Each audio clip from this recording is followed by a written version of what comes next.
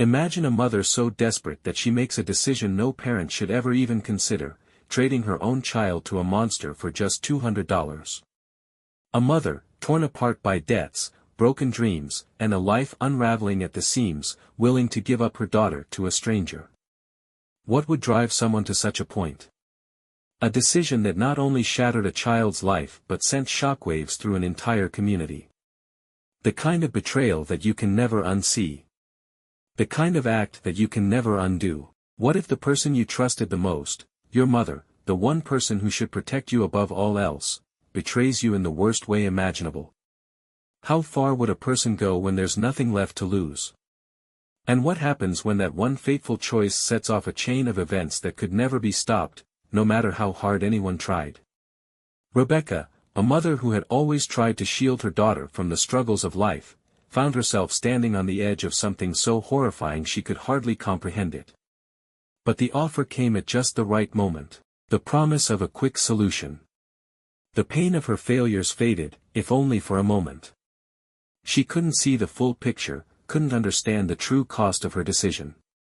All she saw was an escape that would soon turn into a nightmare neither she nor her daughter could escape. But what Rebecca didn't know, what no one knew, was that the monster waiting for her was not the one she thought. His true nature wasn't just about money, it was about control.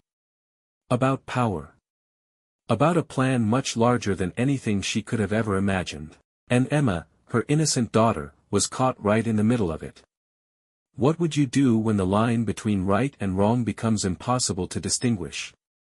Would you make the same choice? Could you live with it? Stay with us, because what happens next isn't just a story, it's a horrifying reality that will change everything you thought you knew about trust, betrayal, and the length some will go to when they've lost it all. Before we continue, we welcome you to our channel, True Crime Zone HQ. Thank you to all our viewers and a special shout out to our subscribers for your continued support. Together, we strive to improve and bring you daily updates on both told and untold true crime stories. Please don't forget to subscribe to the channel if you haven't. Rebecca was a woman weighed down by debt, struggling to keep her head above water. Every day felt like a battle she was slowly losing. The bills piled up on the kitchen table, reminders of promises unkept and opportunities missed. Her marriage had fallen apart, her partner walking out the door without a second glance, leaving her to pick up the pieces. Her once vibrant life had shriveled into a series of sleepless nights, endless worry, and hopelessness. She had no idea how she was going to keep going, let alone how she would provide for her daughter. Emma, her young daughter, sat on the couch, her wide eyes filled with confusion. She was innocent, unaware of the storm swirling around her, a storm that was about to consume them both. Emma loved her mother fiercely, and in return, Rebecca promised her safety and protection. But what Rebecca didn't realize was that the weight of her own mistakes, her fractured marriage, and the overwhelming pressure of survival were pushing her to the edge, an edge she could no longer control. In the background of Rebecca's life, there was a man. A stranger. He wasn't someone she had ever known before, but he had a way of worming his way into the cracks of her existence. He wasn't loud or imposing, but his presence lingered in the shadows, watching, waiting. He saw her weakness, her vulnerability, and he knew exactly how to exploit it. The man was a predator, but not in the obvious sense. He didn't snatch children off the streets. He didn't appear like a monster from a nightmare. He was subtle, his approach slow and methodical. And it wasn't just money he wanted. It was control. Power. He wanted to use Rebecca's desperation against her. Rebecca lived in a modest neighborhood, a place where most people kept to themselves. The houses were small, the paint peeling from years of neglect. Fences were sagging, and the streets always seemed to be quiet, too quiet, if you paid attention. The sound of cars passing by was drowned out by the constant hum of the world inside Rebecca's home. It was a place where no one asked too many questions, and no one bothered to get involved. People here were too wrapped up in their own struggles to care about anyone else's. And that suited Rebecca just fine. She didn't want anyone to know how bad things had become. Her home, once full of life, now echoed with silence. The sound of debts piling up on the table was louder than the sound of Emma's laughter. Rebecca tried to smile when Emma asked about school or about what they might do on the weekend, but her heart wasn't in it. She was sinking deeper into despair, and every new bill felt like a weight pulling her further down. She tried to keep it together, tried to shield Emma from the reality of their situation, but no matter how hard she tried, the cracks were beginning to show. Emma's confusion wasn't just about the things she didn't understand, it was the growing sense that something wasn't right. Late-night phone calls became routine. Rebecca would sit in the dark, her face illuminated by the faint glow of the screen, her hands trembling as she spoke in hushed tones. Sometimes, the voices on the other end were calming, promising that everything would be okay. Other times, they were distant and cold, reminding her of the consequences if she didn't act quickly. Those phone calls always ended with Rebecca looking out the window, her heart heavy with the weight of the decision she knew she was getting closer to making. There were also the secret meetings, moments Rebecca couldn't explain to Emma. She'd rush out of the house, telling her daughter it was nothing, just errands that needed to be taken care of. But Emma had started to notice the pattern of late-night absences, the strange men knocking on the door and leaving without saying a word. She didn't understand it fully, but she could feel the tension in the air, thick enough to choke her. It was the little things that bothered Emma, small gestures she couldn't quite place. The way Rebecca's smile seemed forced, the way her eyes would dart around the room as if she were searching for something to hold on to. And Emma's questions, once innocent, had begun to shift. "Why are you so tired, Mommy? Why do we never go outside anymore?"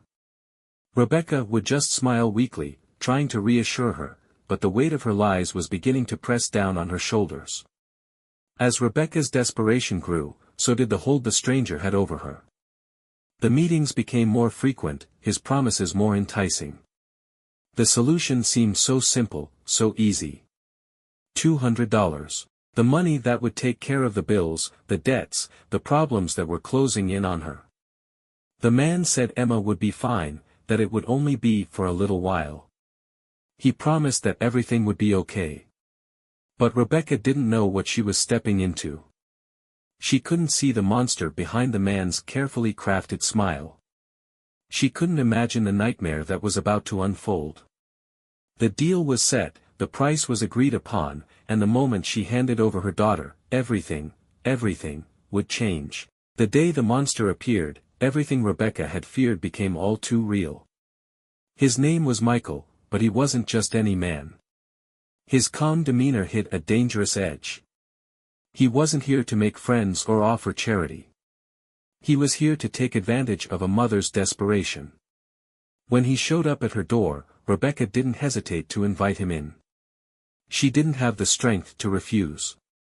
He stood there, tall and imposing, a casual smile on his face as though he were doing her a favor. "I can help you, Rebecca," he said, his voice smooth, almost soothing. $200. That's all it takes to solve your problems. Just hand her over for a little while, and when you get the money, she'll be back with you. Rebecca's heart hammered in her chest. The words seemed simple, the promise too tempting. Her mind spun in 1,000 directions. She could pay the rent, the bills, the looming debts that threatened to drown her. Everything she'd been drowning in for months now felt as if it could vanish with this one deal. But there was a catch, she knew it, even if it was buried beneath the weight of her financial struggles. What was $200 worth, though? It was just a number. It was the solution that could fix everything. The solution that could give Emma a better life, a life free of the tension and fear that had settled into their home like an unwelcome visitor. For one fleeting moment, Rebecca allowed herself to believe that maybe, just maybe, this would all work out.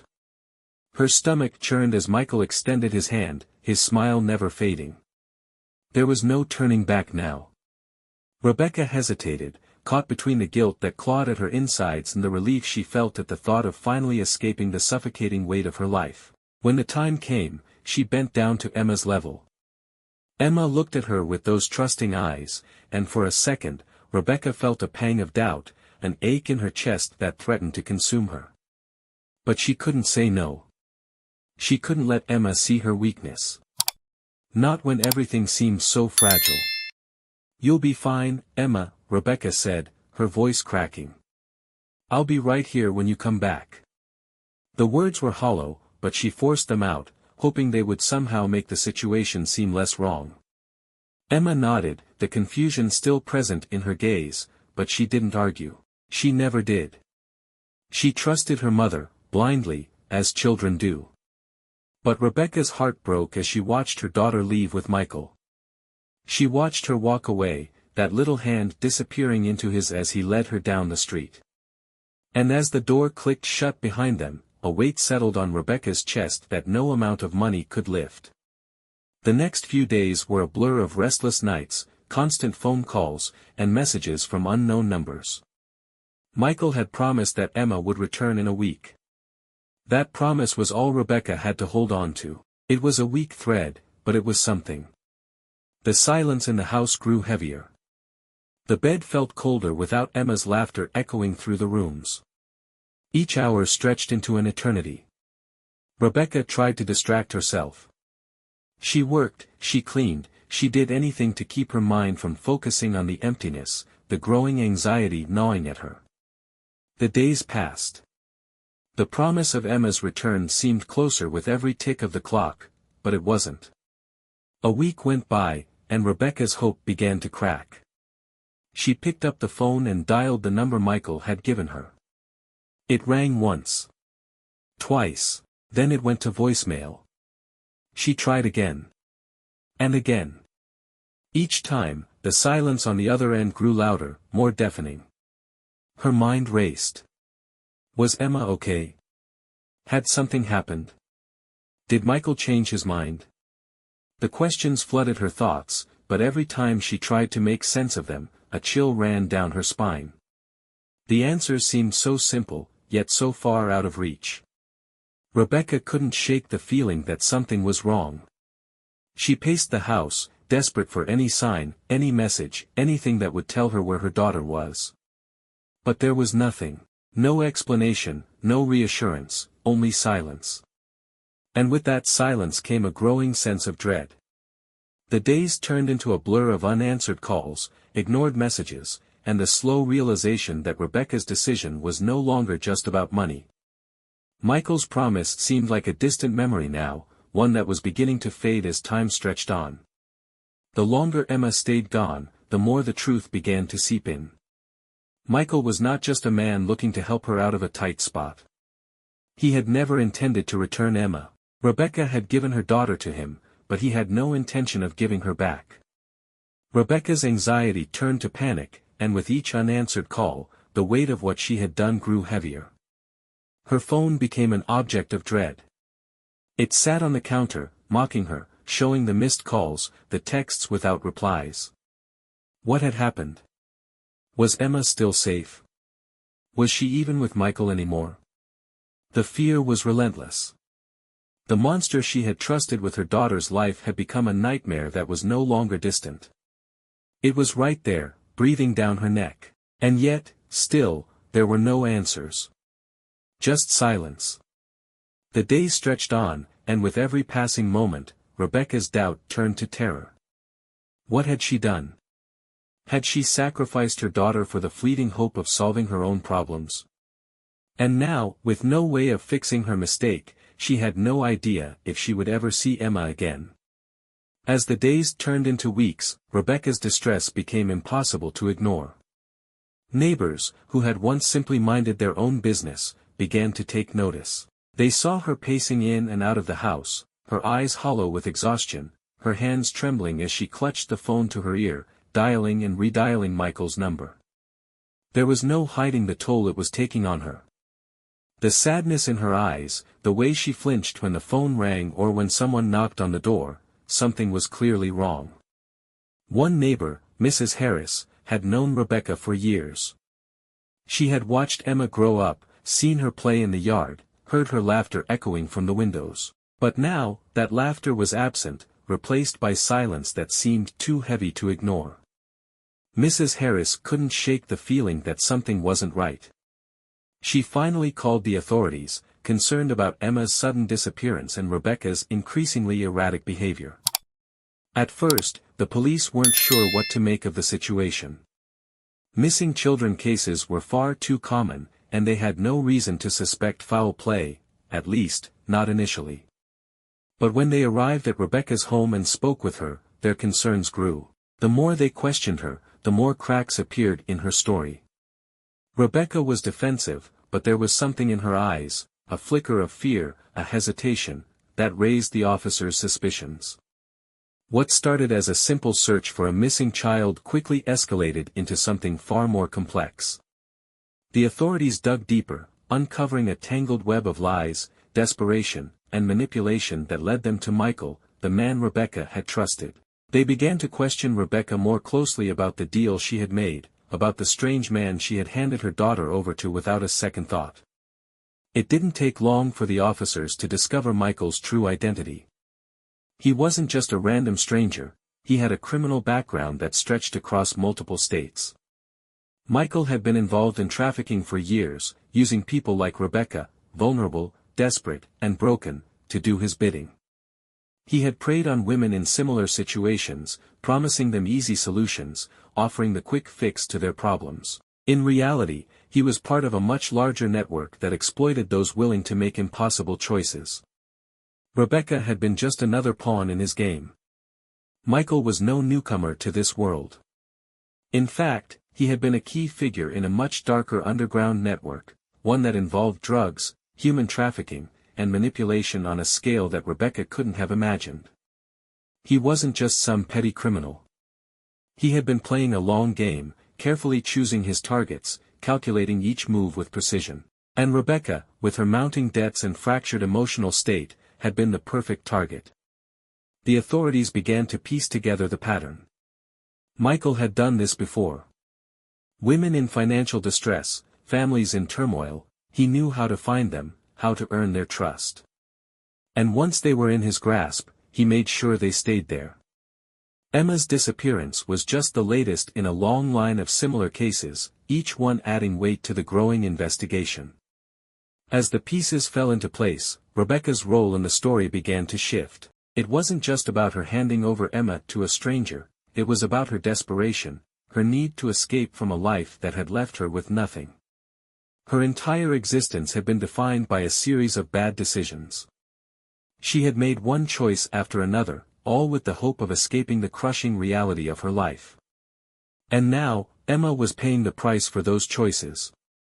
Could Rebecca have been a victim too? Or was she complicit in the horrors that Emma endured?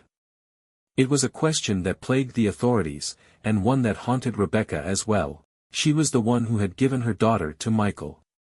She was the one who had trusted a man with her flesh and blood. But was she so blinded by her own suffering that she had become an unwitting accomplice in a much larger, more dangerous scheme? Rebecca was forced to confront the ugly truth: she hadn't just been manipulated by Michael. She had been manipulated by her own desperation. Every choice she made had been shaped by her inability to see a way out. And in the end, it was Emma who paid the price. The authorities continued their investigation, but even as they made progress, they realized that the true horror of this situation had yet to fully reveal itself. What had begun as a missing persons case was turning into something far more complicated, and far more dangerous. As they dug deeper into Michael's background, they uncovered a network that extended far beyond just this single transaction. Rebecca had unwittingly become part of something much bigger than she could have ever imagined. The question remained, could the damage be undone? Could Emma ever return to the life she had lost? And, more importantly, could Rebecca ever live with the consequences of the choices she had made? The answers, it seemed, were still far out of reach. The truth was only beginning to surface, and it was clear that no one, not even Rebecca herself, could fully grasp the extent of the damage that had been done. When the authorities found Emma, she was barely alive. The rescue came too late, too many days had passed, too much damage had been done. Her small body was covered in bruises, her skin pale and marked by the signs of neglect. The signs of abuse were everywhere, each scar a cruel reminder of the hell she had endured. But it wasn't just the physical toll that struck the authorities, it was something far worse. Something that would shake them to their core. As they gathered the evidence, as they pieced together the nightmare Emma had suffered, the full extent of the horror began to unfold. Emma, once a bright, innocent child, now lay broken. But there was more. The abuse had been systematic, a calculated series of events that went beyond mere cruelty. The authorities uncovered that Emma had been subjected to more than just physical harm. The psychological scars were deeper than anyone could have imagined. They learned that her captivity wasn't just a case of a girl held against her will. No, it was far more disturbing. Emma had been used, manipulated in ways that sent shivers through everyone involved in the investigation. As they pieced together the chain of events, the full extent of Michael's plans became clear. He wasn't just a man trying to make money from a desperate woman, he had orchestrated this entire situation for something much darker. His manipulation of Rebecca, his calculated approach to prey on her weaknesses, had been only a small part of his grand design. Emma had never been his only target. He had planned to use her for something else entirely, something even worse than anyone could have imagined. The authorities were not the only ones who were shaken. Rebecca, when she finally saw the truth, was shattered. As she sat in the sterile interrogation room, her face pale, her hands trembling, the realization began to settle over her like a heavy, suffocating fog. She had sealed her daughter's fate with her own hands. In her desperation to fix her life, in her hopelessness, she had made a decision that would forever haunt her. She had handed over her daughter to a monster. And that monster, as it turned out, had far bigger plans than just satisfying his own greed. The emotional impact of Rebecca's actions was felt in every corner of the room. Her once determined facade had crumbled. She wasn't just the mother of a missing child anymore. She was the woman who had made an irreversible mistake, one that no apology or justification could ever fix. In a voice cracked with sorrow, Rebecca finally spoke, the words barely audible through her tears. "I didn't know. I thought it would be temporary. I didn't think it would go this far. I didn't know." But the truth was clear. She had been manipulated by Michael, yes, but she had also made the choice to hand Emma over. She had allowed her desperation to cloud her judgment, and now the price of that mistake was far too high. As the authorities questioned her, the air in the room grew tense. The police officers who had once approached this case with the idea of recovering a missing child were now faced with something far more disturbing. They weren't just dealing with a mother's mistake. They were dealing with a woman who, in her attempt to fix her life, had sacrificed the life of her child. And now, there was no going back. Rebecca's breakdown was painful to watch. She was no longer the woman who had bargained with a monster in an attempt to solve her problems. She was a broken mother, left to face the consequences of her actions. And as the reality of her situation sank in, the weight of the betrayal she had caused pressed down on her chest, suffocating her. The look in her eyes as the police officer read her charges was one of defeat. She had failed as a mother, and there was no coming back from that. The confrontation between Rebecca and the authorities was intense. She tried to defend herself at first, offering excuses, pleading for understanding. But deep down, she knew it was too late. The damage had been done, and the truth of her actions was undeniable. The police had already gathered the evidence of Michael's manipulation, his criminal activities, and the horrors Emma had endured. Rebecca's role in this tragic story was clear now. She had been a victim of circumstance, yes, but she had also been complicit in her daughter's suffering. The authorities arrested Rebecca, but the damage was done. Her arrest was just the beginning of the painful aftermath, but Emma's journey had only just begun. Though she was safe now, the horrors she had endured would never be erased. The physical wounds would heal with time, but the emotional scars, the deep, lasting impact of betrayal and abuse, would stay with her forever. The love and trust she had once placed in her mother had been shattered, and there was no going back. The warmth of a mother's embrace, something Emma had always relied on, was now a distant memory, replaced by a cold void that could never be filled. Emma would face a long road to recovery, one filled with therapy, counseling, and the delicate process of rebuilding the broken pieces of her life. But every step she took forward was weighed down by the knowledge that the person who should have protected her, the one who was supposed to keep her safe, was the very one who had made the decision that led to her torment. The trust that had once been unconditional was now a shattered fragment, lost in the wake of Rebecca's choices. In the end, no amount of money could replace what Emma had lost. No amount of financial relief, no matter how great, could undo the damage done to her heart, to her soul. The scars on her body might fade, but the ones that dug deeper, the ones that reached into her sense of security and self-worth, would never fully heal. A mother's love, once broken, can never be fully mended. It becomes something that cannot be repaired, no matter how much time passes or how many apologies are made. The betrayal Rebecca had wrought was not just an action, it was a wound so deep, it would leave a permanent mark on Emma's life, one that would stay with her long after the events had passed. Rebecca, once a mother driven by love for her daughter, had allowed her own desperation to cloud her judgment. In a moment of weakness, she made a choice that she would never be able to take back, a choice that would forever haunt her. Her remorse, though deep, could not undo the harm she had caused. And as the truth came to light, as her actions were laid bare before the world, she was left to grapple with the knowledge that her failure as a mother was irreversible. The pain of her own guilt became the final punishment she could never escape. The case ended, but the story didn't. For Emma, the journey to find herself, to trust again, would take years. For Rebecca, her future had become a prison of regret and remorse. The pain they both suffered would echo through their lives in ways that no one could fully understand. Sometimes, the most dangerous monsters aren't the ones we can see. They aren't the ones with claws or fangs, lurking in dark corners. No, sometimes they wear the face of someone we trust, someone we love. They manipulate our weaknesses, prey on our vulnerabilities, and lead us into choices we never thought we would make. The true monsters aren't always who we expect them to be. They can be the ones closest to us, the ones we never think twice about trusting, until it's too late. What do you think?